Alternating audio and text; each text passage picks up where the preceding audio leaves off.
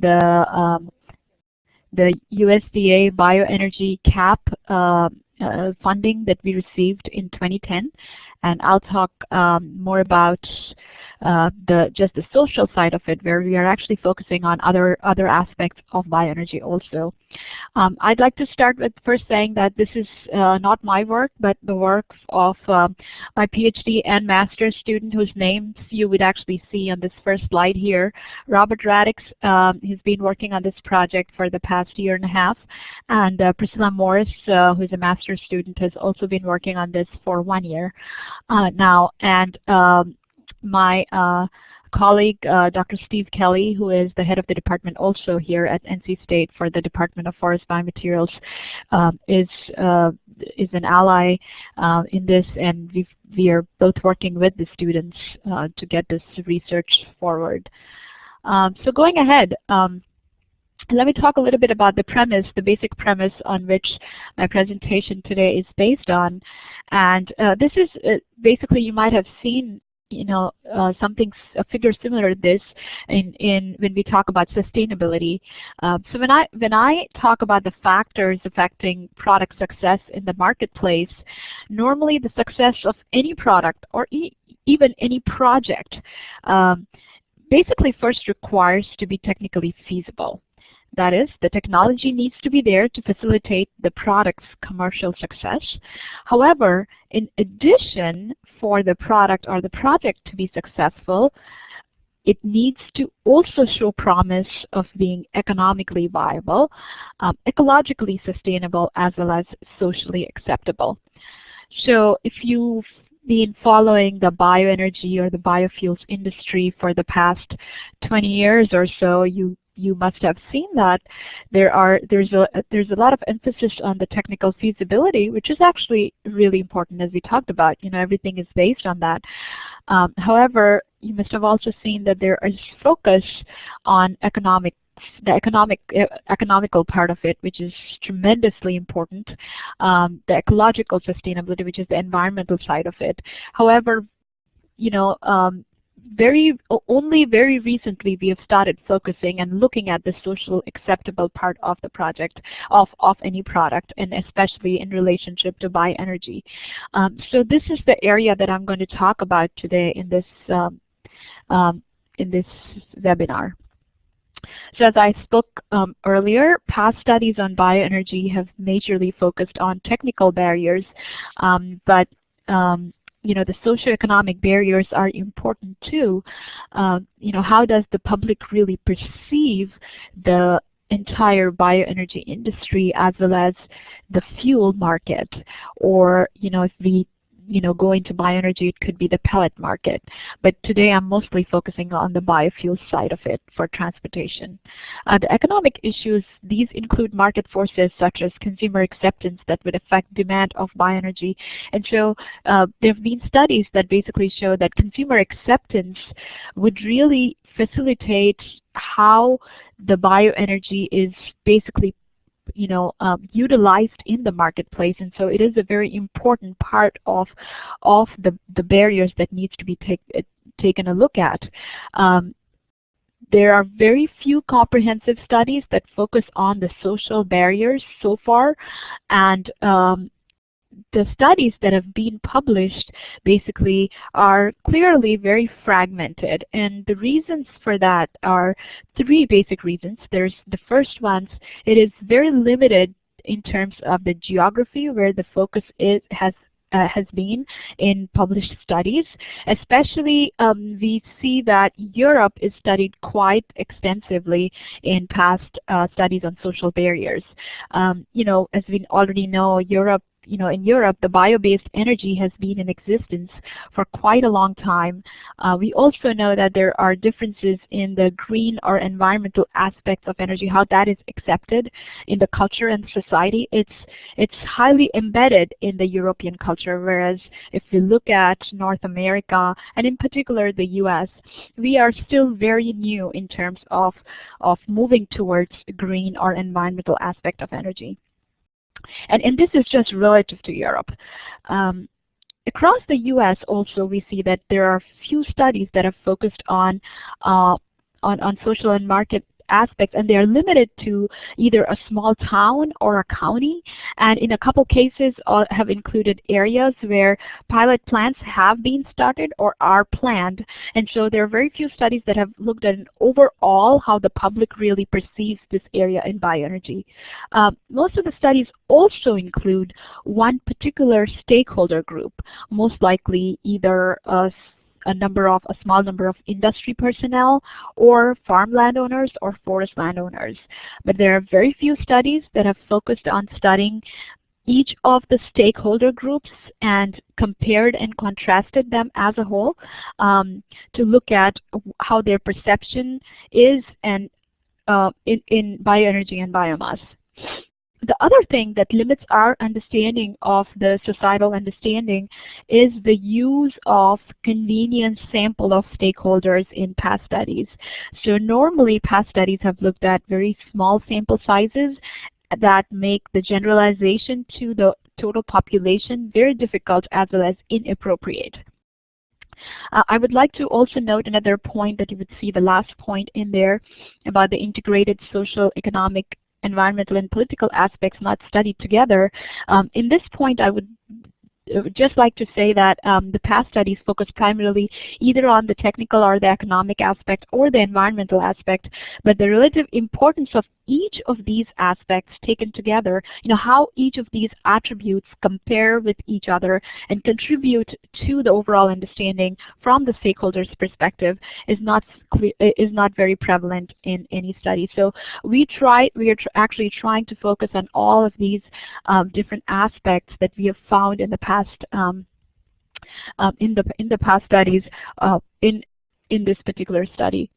So the objective of this study is to measure key stakeholder perceptions of bio-based energy, and here we are looking at the environment versus the feedstock economics, impact on overall on the society as well as policy, all these different attributes.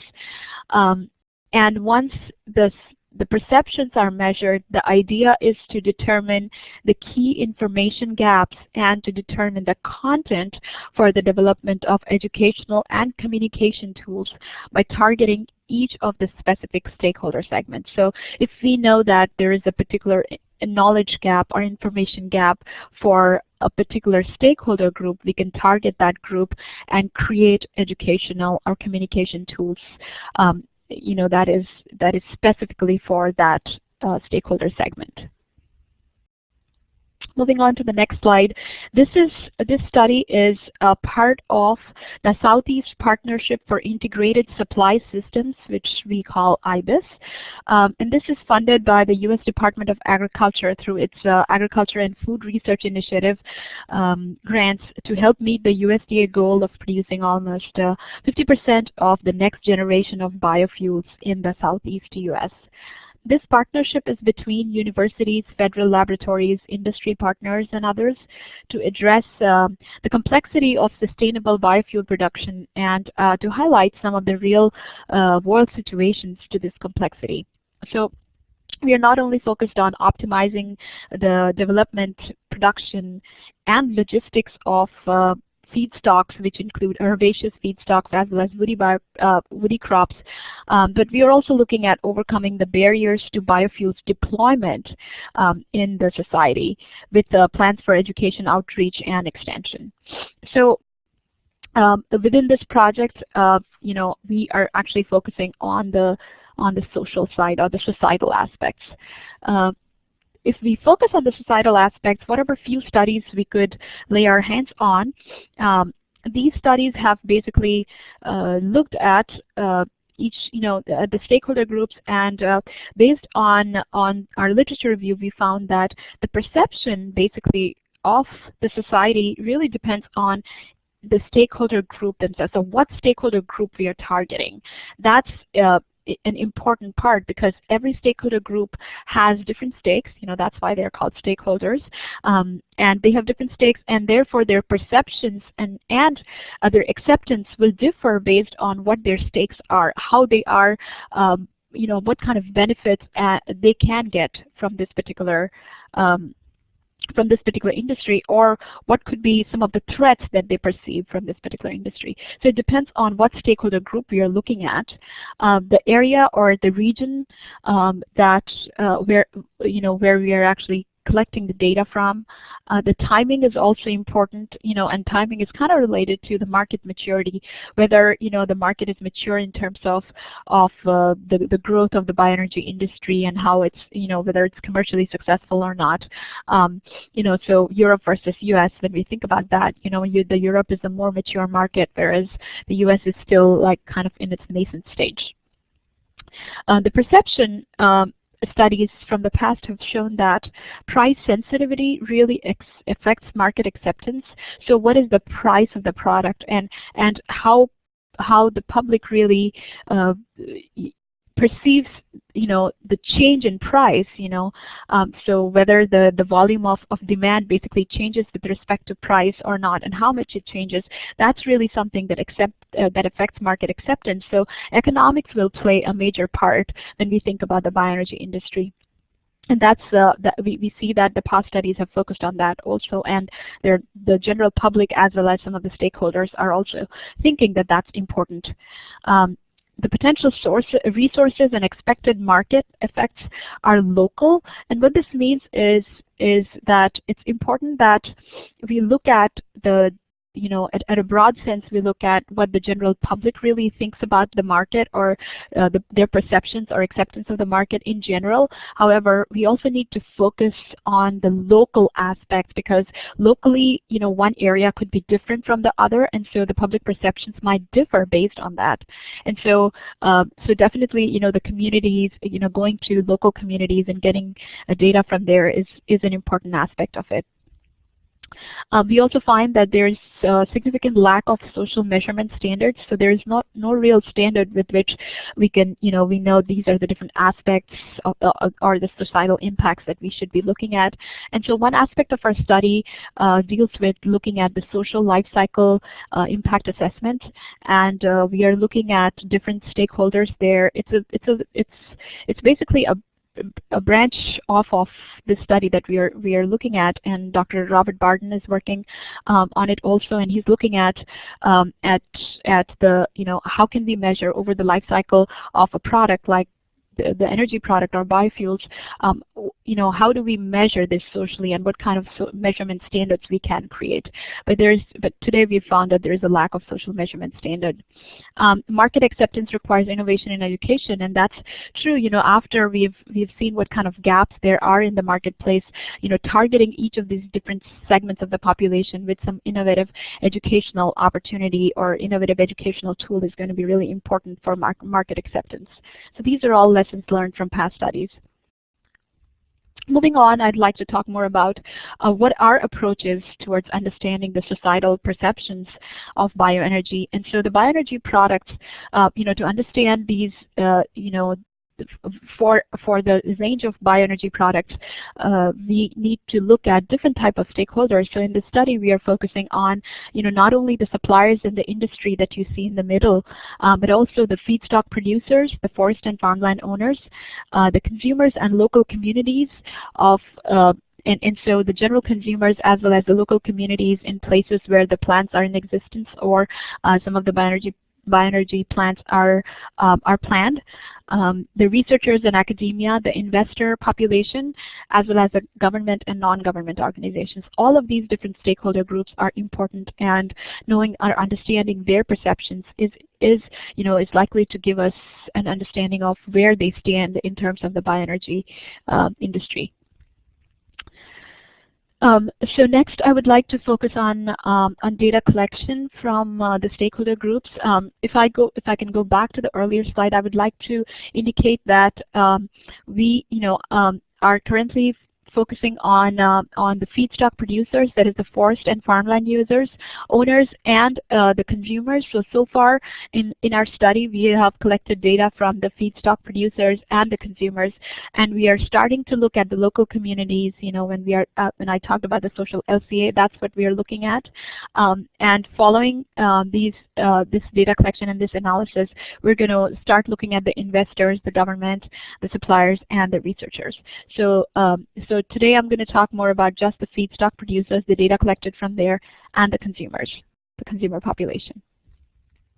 So the data collection was done from the two stakeholder groups that I talked about, was done using surveys.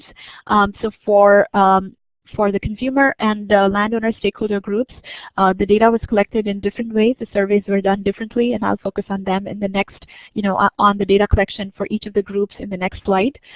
We started with pilot testing of the surveys and did a pilot test with 32 consumers or general public and 19 forest and farmland owners to make sure that we have the right type of data that we are collecting, the questionnaire size is right, that each of the questions can be are easy to understand, and so on. We had, by November, we actually had a total of 305 completed surveys of the general public in North Carolina, and we have started data collection in Tennessee. As you know, the study of the focus of our study is the Southeastern U.S. and given our funding, we could not target all the entire region of entire Southeastern region, so all the states, but we feel that North Carolina and Tennessee, given the type of feedstock that grows, that these can be models that we can replicate in Southeast, and these would be representative of the entire population of the Southeastern U.S. So my student told me today that we've finished data collection in Tennessee, and in total we have, including North Carolina and Tennessee, we have close to 600 completed surveys. We have, by end of November, we had about 238 completed surveys of forest and farmland owners in North Carolina, and as of today, I know that we have about 150 surveys from Tennessee, from forest and farmland owners in Tennessee. I'm only going to present the 305, the analysis from the 305 completed surveys of the general public and 238 in North Carolina, because that's the only analysis we could have done so far. And so going into the consumer surveys, the instrument that we used is an electronic survey, so basically email survey. We had contacted a third party, a very well-known third party consumer panel that had a database of all the consumers in North Carolina, and we basically got a reduced database or a sample, a randomized sample of the population of North Carolina from them, from all across the geography and different demographics. The sampling, we had randomly selected the consumers to contact, and today I'm going to talk about 305 completed surveys. The response rate was 0.66%, which is actually low, but for consumer surveys, this is pretty typical. So looking at the demography, we have about 55% males and 45% females in our respondents, and here's the income distribution, and you could actually see that you can see that it's pretty well distributed, but we also see that the percentage of the respondents that belong to our survey are a little bit more, have a little bit higher income than we would normally find across the Southeastern U.S. So among 35 different types of questions that we had for the respondents, here's one of the responses to the amount of, or the gallons of fuel purchased per week by the consumers, and across, as you would see, almost about 2% indicated that they do not buy fuel on their own, but then somebody else buys for them. But we have right around 37 to 38% of the respondents that buy between 10 and less than 20 gallons per week.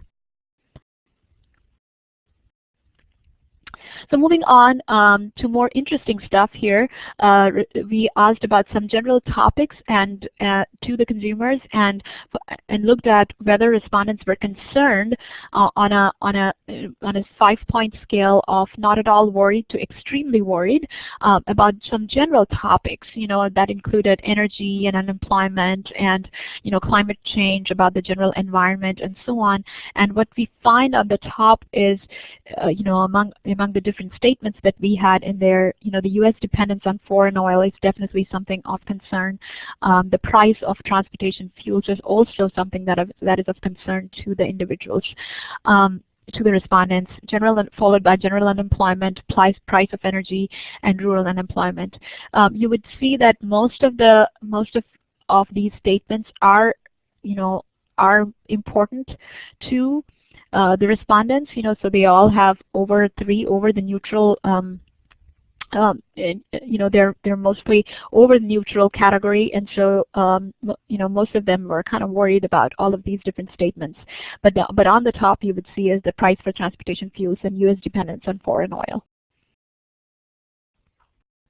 When asked about the feedstock preference, on whether they would be willing to purchase biofuels for transportation from a particular type of feedstock based on all these different types of feedstocks that you see here.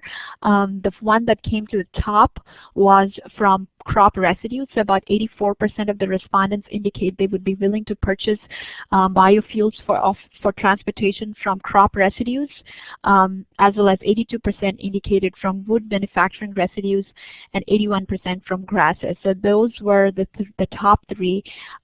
And corn, which is the major feedstock that is utilized today for biofuels, is right around 65% of consumers from corn. You would also see that there is another histogram in here, or you know, about never heard of biofuels from this source. So respondents were asked if they had heard about biofuels from a particular source or not, and about, you know, the highest in there is genetically modified trees and algae duckweed, which is actually not very surprising to us. So about 17% of respondents indicated that they had never heard about biofuels from genetically modified trees. 17% also indicated that they had never heard of biofuels from algae and duckweed. About 12% from forest residues and trees, and of course 2% from corn, so most of them had heard about biofuels from corn. Moving on, we asked respondents about what type of factors do you influences your choice of biofuels from extremely unimportant to extremely important on that 5-point scale. And you know, there were a list of right around 38 different types of statements on biofuels, and different aspects of biofuels, you know, related to economics, the environment, policy, you know, vehicle compatibility, utilization, and so on and so forth. And so you would see on the top there is the top factor that would influence the choice of biofuel for the respondents is my vehicle's compatibility with biofuel. The second one is biofuel will not change the lifetime of the engine. As you can see, both of them talk about vehicle compatibility and how the performance of the vehicles could change because of biofuels. And so those two are really, really important for the respondents or for the general consumers. And so we definitely need to focus on educating them on that. The third and fourth one, as you would see, there's a tie between the second on the second most important statement, and the price of biofuels as well as the biofuel will not change the performance of the engine. Again, the same thing as the first two that we actually saw earlier. Moving on, the last few statements out of the 38 statements actually no, this is a different part of the questionnaire, and here we asked different types of agreement questions on different types of biofuel statements. So again, we had about 40 different types of biofuel statements, and based on these different statements, we asked the respondents to indicate their agreement on a scale of 1 to 5, where 1 indicates strongly agree and 1 indicates strongly disagree and 5 indicates strongly agree. And again, you know, kind of the same things come to the top.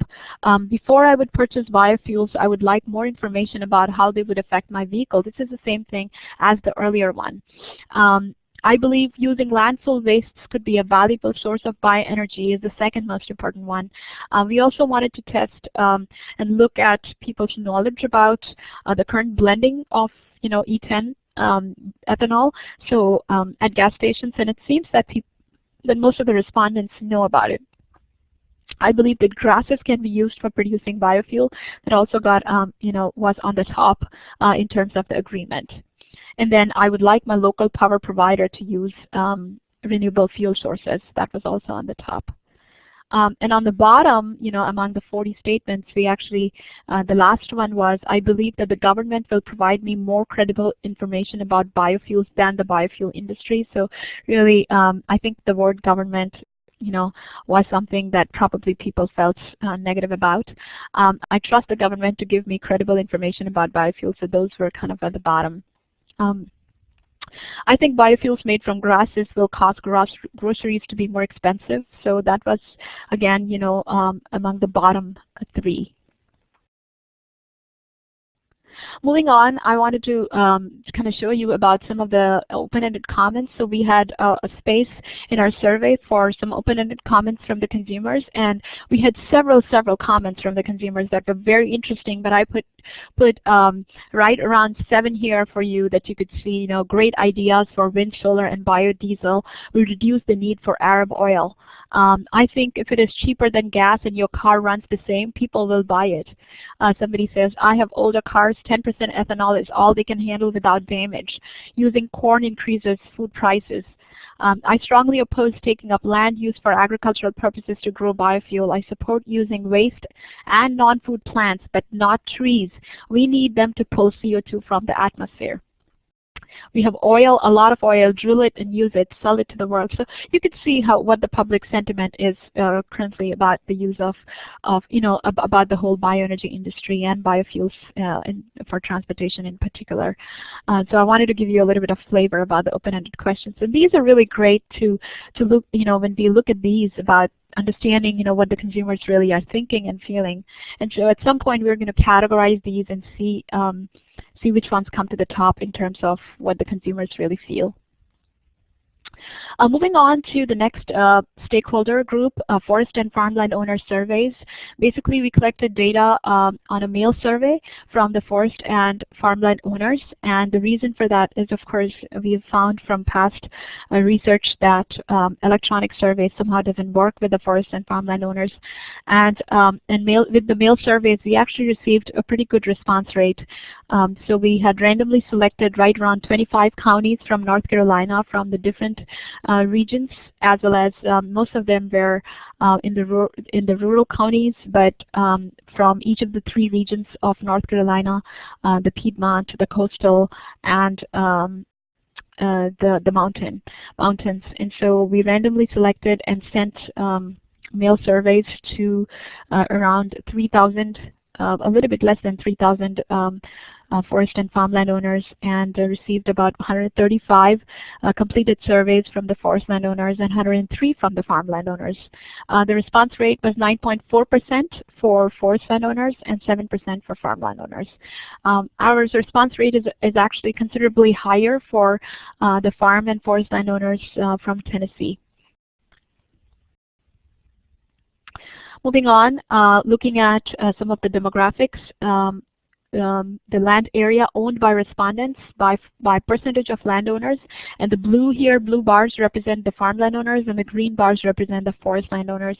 So most of the forest landowners own right around about 50 to 100, or I should rather say about 31 to 100 acres in land area, and the farmland owners right around 30% own about between 50 and 100 acres, and about 25–26% own about 10 to 30 acres of of farmland. Moving on to other landowner demographics, we asked them about the primary type of forest land that they owned, and to the forest landowners, and as you would see, about 43% own mixed hardwood and pine type of forest lands, 13% natural hardwood, 33% planted pine, 6% natural pine, 1% planted hardwood, and 4% other. To the farmland owners, about 24% grow soybeans, 21% corn, 24% hay, and so on. And the rest of the percentages are between tobacco, wheat, sweet potato, and other types of farm crops. Looking at what type of crops they're interested to grow or supply for bioenergy, the forest landowners indicated mostly softwoods, especially given that this is the southeastern part of the U.S. That was something that was expected. Mixed pine and hardwoods, about 26% of the landowners indicated that they would be interested to supply that. About 13% indicated short rotation woody crops, but I would like to say that they also, most of these folks also indicated that they would like to know more about growing short rotation woody crops for bioenergy purposes. So that's something that information that they're looking for. Moving on to the next, to the second graph right here, the farmland owners, about most of them indicated growing soybean, trees, and corn. I mean, it was interesting to see that about 14% have indicated growing trees in the farmlands, which is actually pretty good.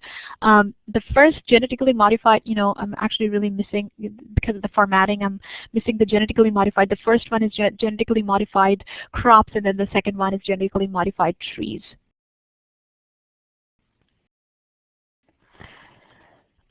Moving on, we asked about the awareness of the forest and farmland owners for different types of bioenergy sources or feedstocks, are basically sources, and it included corn, used cooking oil, and so on and so forth, like these different types of sources that you see out here. And the reddish brownish bars are the forest landowners, and the bluish bars are the farmland owners. And so about more than 60%, about 62% of forest landowners are aware of bioenergy from corn. That sounds a little bit low to me, but that's what our survey showed, and about 48% are aware of corn for bioenergy. And that again, sounds very low to me, but that's what we actually found. About more than 52% indicated used cooking oil as a source of bioenergy by the forest landowners, and about 44% indicated used cooking oil for the farmland owners, indicated being aware of the used cooking oil as a bioenergy source.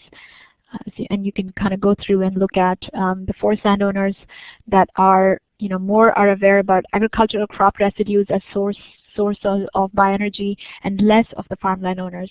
So again, some of this was pretty interesting to us because we had really not expected that. Again, we had right around 38 different types of bioenergy and biofuel for transportation statements related to economics, environment, production, policy issues, and so on for the forest and farmland owners. And we asked them to indicate their agreement on on a scale of 1 to 5, where 5 indicates strongly agree, and 1 indicates strongly disagree. And here's the mean and the standard deviation for each of the statements. And on the top, the statement was, in my opinion, biofuel production could increase the demand for wood. So that was something that came out to the top. And actually there were 35 statements and not 38, 35 different statements.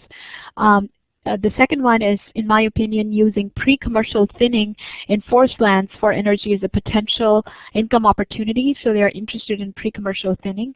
A local bioenergy plant or facility would improve the employment in my local region. In my opinion, domestically produced fuel is critical to the national security, and so on. So those were the top 4. And then at the end you would see the last one is, I have sought professional advice for growing woody crops for bioenergy. So not a lot of them have actually sought out advice for growing woody biomass. For the farmland owners, we asked them on an agreement about 27 different biofuel and bioenergy agreement statements, and on the same scale from 1 to 5, where 5 indicates strongly agree and 1 indicates strongly disagree. Here are the list of the statements that came out at the top. Number 1 is, in my opinion, biofuel production could increase the demand for agricultural crops and residues. So with a mean of 4.04 and a standard deviation of 0.04.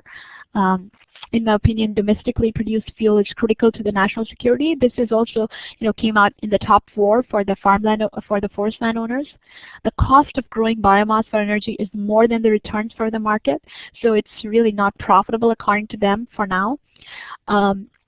Current government regulations and policies are not helpful for me to grow and supply agricultural crops and residues for bioenergy. That was on the top 4. That was the 4th one.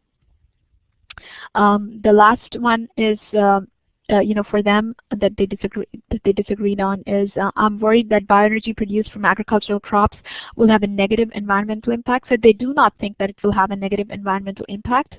And also, similar to that of the forest landowners, I have sought professional advice about growing agricultural crops for energy. That also came down at the bottom. We asked the forest and farmland owners about the barriers for producing feedstocks, and you would see that I'm actually missing some information on the top. Again, this is basically lack of information on production, and so that it should be lack of information on production, and that came out as the top barrier. So they really do not have information on production for agricultural, using agricultural crops or trees or other types of feedstocks. Site issues came out to be the next one.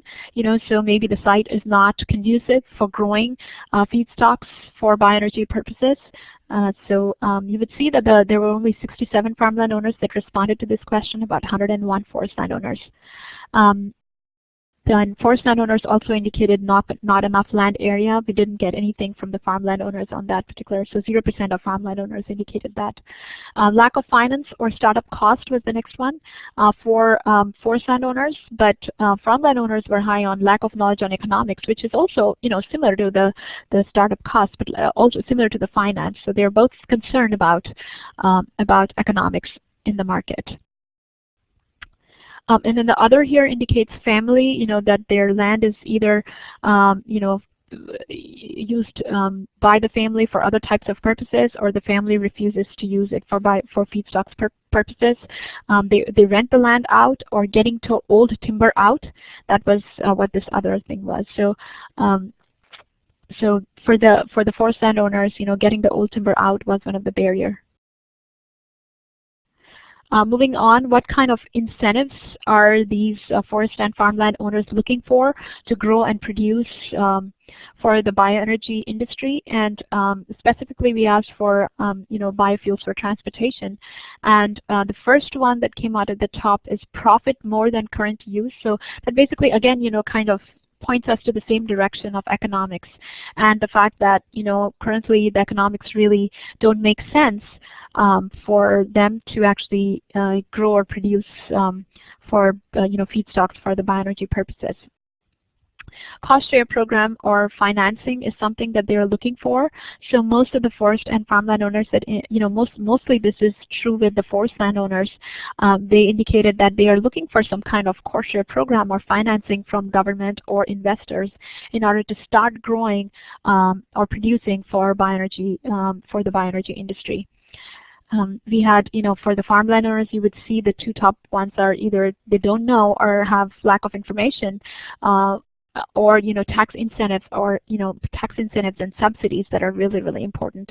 So one of the incentives that they are looking for is tax breaks or tax incentives or some kind of subsidy, which is also true for the forest landowners. Right around 15% of them indicated that they are looking for that. This other here indicates includes national need or family opinion, and we're missing a little bit of the family opinion. So that's basically, it depends on their family opinion. If the family really thinks that that they should grow and produce for bioenergy, they'll go for it.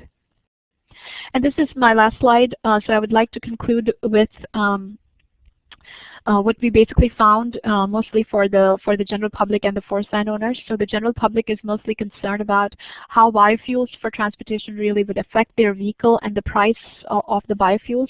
And so in several in several of these questions, it seemed what really came out was the fact that they are very much worried about how the performance of their vehicle is going to be with the use of biofuels if that was something that they were to use. Also shows some distrust of the government sources of information, but it could be just that the word government is something that they are worried about. They are happy to work with the extension folks. I mean, that's something that came out with the open-ended responses.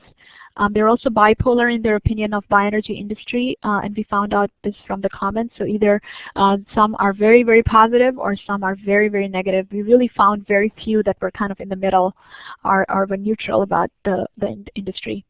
If you look at the landowners, they believe domestic fuel production is very critical for national security. So of course, we want to make sure that that's something, if we really want to promote the bioenergy industry and want acceptance from the landowners, then this is something that needs to be, that this is critically, important to them, and this should be specified, in promotions and in education. They also believe that government policies are not conducive for growing and producing crops. This is also obtained from this is also true, and we found it from the open-ended comments that we got. In addition to better economics, they're also interested in cost share programs or tax incentives in order to participate in the bioenergy industry.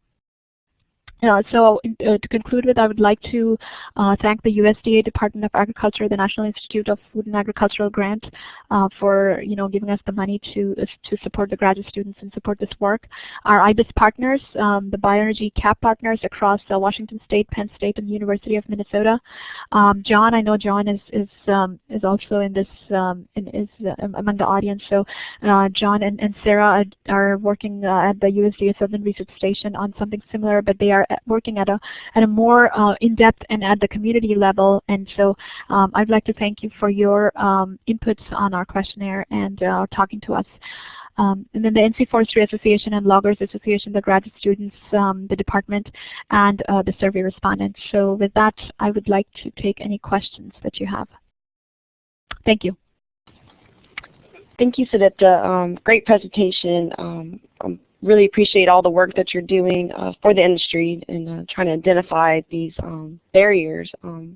What do we need to do? What do consumers want, and what do the people that are going to be producing the feedstocks want?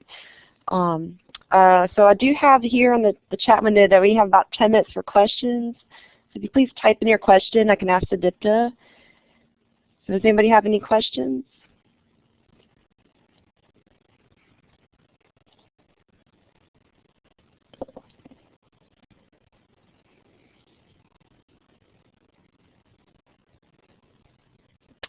I had a question, Sudipta. Give everybody a chance while they're thinking of some questions from the presentation. And I was kind of curious because I guess maybe a lot of the consumers were from an urban setting, and then I guess the other respondents were from forest landowners from a rural setting. Do you think maybe attitudes differ between those two settings? Were you able to distinguish that? We do have the zip codes for the consumers, but we have not done any zip code analysis yet. So I'm not, I don't know if this is all coming from just the urban sources or rural sources, but we did a random sample across North Carolina. So I would think, that we may not really have that kind of a difference. But again, I don't think we have done any zip code analysis as yet, but we need to do that, the geographic analysis for the consumers. But of course, what you see from the landowners, that's mostly, I would say 99% coming from the rural side. So, I don't know if, at this point to tell you whether, it's all rural, for the consumers. Probably not, most probably not. But, once we do the zip code analysis, we can actually really see what we have in there. Yeah, that'd be interesting to look at. Just, I mean, a lot of similarities between the two groups, but I mean, there was some differences. It seemed like going through your presentation. Yeah, I mean, I think the consumers at this point are mostly worried about utilization. How are we going to use this, and if we really have to use biofuels, how is that going to affect my vehicle? So they're really worried about utilization issues. I think from the forest, and the farm landowners' perspective, of course, they are mostly thinking about growing or production and supplying of this biomass, which is their stake, within the bioenergy industry, and so they are, it's not surprising that they are worried about the economics, or what the returns from the market is, or they're interested in learning more about these different aspects of the economics or the production, and we also saw, for the forest landowners about the short rotation woody crops. So some of the findings we had were surprising, but some were pretty slam dunk, I think. So we're waiting on more questions here. So it seemed like the vehicle performance was a major issue, and I believe that most new models are compatible with these new biofuels. Is that correct? It depends on what type of course, what type of models they have, and so I would think that, especially the auto industry at least, takes notice of this, and they come out, or they think about producing vehicles that can, are compatible if they are not, and as a fact, this is what the public really feels, and so if we really need, if it in fact does not reduce the performance of the biofuels, of the engines, then that's something that needs to be highly promoted by the industry. And so it's both ways. I think the not only the manufacturers need to take notice of this and come up with vehicles that would work well, but also the industry needs to start thinking about how does the performance really change, right? As you compare that with gasoline that we use. Yeah, I agree, especially with the blend wall approaching, and we could use more biofuels than 10%. That would be a great promotion for the industry. Yeah, and the other thing that I think about is, Helen, that if this was the only thing that was available, then nothing in the market, and we had no regular gasoline that comes from petroleum, then people would be using it. It's the market forces that actually drive people to use something. And so if this was the only thing that was available, right, in a gas pump, then what choice do consumers really have? So that's something that we also need to think about. But if they do have a choice, they're probably going to be, they're fearful of using biofuels. Okay, looks like we do have a question for you, so that's in the audience from Rick. Bob, do you need to intervene? I was just going to say there's a question here from Miku Liu. Yes, from Seattle, and her question, or his, apologize if I'm wrong here, is your literature review published somewhere? It would be great to look at the studies you are drawing from. Okay. Yeah. There are, we have basically an inventory of currently about 28 different studies from the past. I mean, I think that's what they're saying, right? I mean, the past studies where we are actually really drawing our lessons from, right? Yes. Yeah. We have a list of right around 28 different studies, and I don't have it here, but I can send information to them if they can contact me. The list of the studies. My student is actually doing a meta-analysis currently of all these studies, and he would be, very soon he'll be publishing a paper on that. Okay. Next question is, what suggestions do you have to increase the response rate for online surveys for similar projects in the future? It's, if we did have like a targeted panel that knows about this and that is interested in this, that's what it will do. But this is generally for consumer surveys. This is what we expect, from 0.5% to right around, 0.5% to right around maybe like 1 or 2%, depending on what is it that we are really talking about. If I was talking about, let's say, an interesting, a topic that is really hot right now, like the health issues, I think I would be getting, my response rates would be high. So, I can only say, maybe better incentives, but again, the people who are going to respond to this somehow are going to be a little bit at least interested in the, in the issue that you're talking about, or the survey that you're doing to respond better. Okay. During the questioning screening process, did you get any feeling for the ability of the respondents to understand the terms biofuel, biomass, bioenergy? Yes. We had some part of our survey was blind, meaning we did not tell them about what biofuels or bioenergy really meant, and part of our survey was actually had a definition of bioenergy and biofuels, and we defined it so that everybody knows what it means and is on the same level or understands it in the same way. So we had a definition for bioenergy, biofuels, feedstocks, everything for about 70% of the survey, and for 30% of the survey we actually did some blind tests to see what people really were thinking of.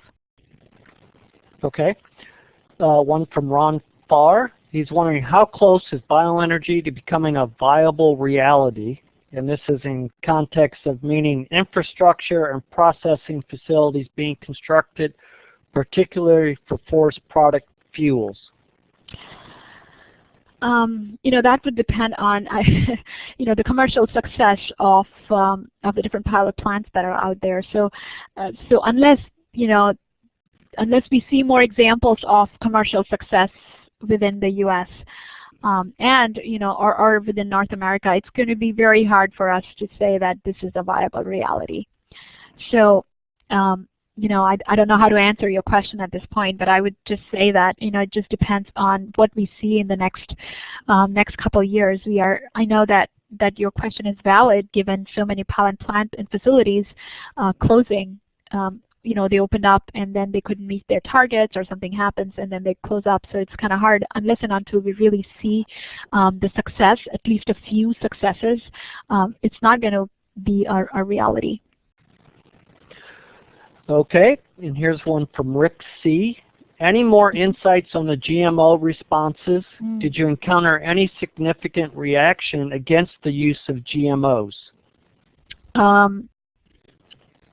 We had a list of almost about 6 or 7 GMO questions in there, and it seems that people are not aware of the genetically modified trees or crops. I think that is the biggest thing that we actually got out of the surveys, but we didn't really see any negative. We actually did not really have like specific questions that looked at negative reactions or positive reactions to it. It seemed from our survey that people just were not aware of it, but our study was not focused on just looking at their reactions to the GMOs, like how did they really feel about using the GMOs or not.